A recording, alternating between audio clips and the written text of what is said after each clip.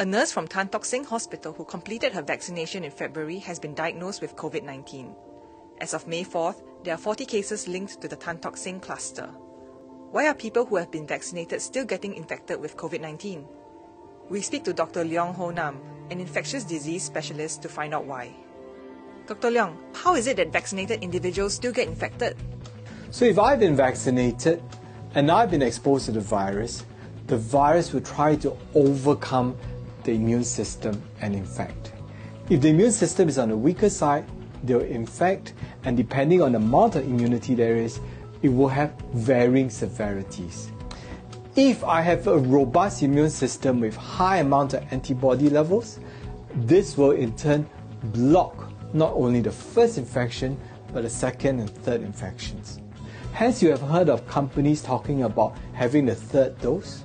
When you have the first dose, you have this amount of antibodies. When the second dose, you have this amount of antibodies. When you have the third dose, you have high whopping amount of antibodies.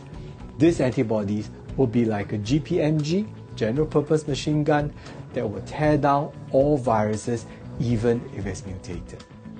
You see, at the end of the day, that we need to depend on the immune system to cope with these new viral adaptations.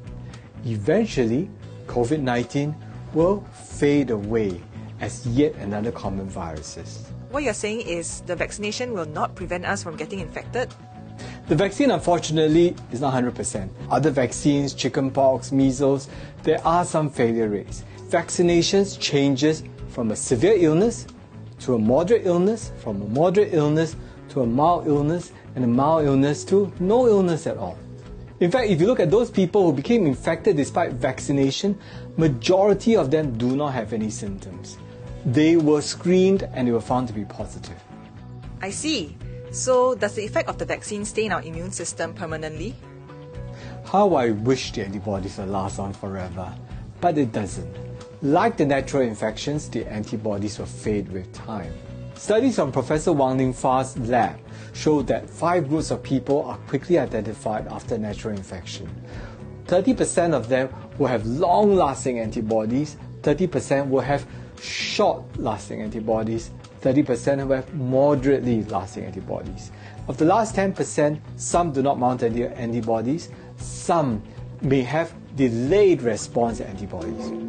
So using the same data, we would thus assume that 30% after vaccination should have very good long-lasting antibodies. And the rest, unfortunately, may need to have repeated vaccinations. The repeated vaccinations could come as quickly as 1 year, 18 months, and 24 months. So, how long does it take before we can see the effect of the vaccine? Protection kicks in as quickly as 12 to 14 days after the first dose. That's very important because immediately after the first dose, you have protection, and when you have your second dose, it's a booster dose, your antibody levels are very, very high, you have great protection.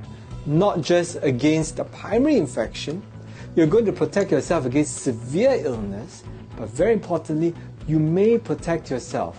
You're very likely to protect yourself against the mutants as well. In that case, does the brand of the vaccine matter?